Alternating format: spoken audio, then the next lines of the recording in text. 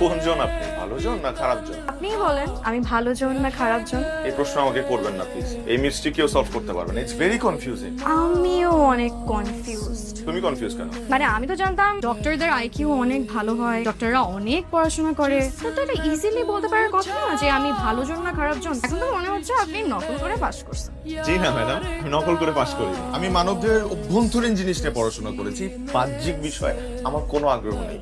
তারপরেও আমি ট্রাই করে দেখতে পারি। একটু বামে তাকাও, একটু ডানে, একটু উপরে, একটু নিচে।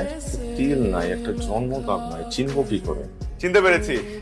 বুঝছি আপনার আর প্রেশার নিতে হবে না। আমি খারাপ জন, ভালো জন আপনার জন্য পায়েস রান্না করে পাঠিয়েছে।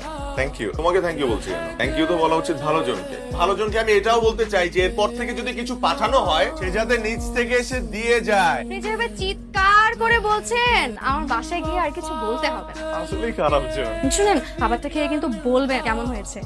আমি কিন্তু আসলে ভালো জন। সারা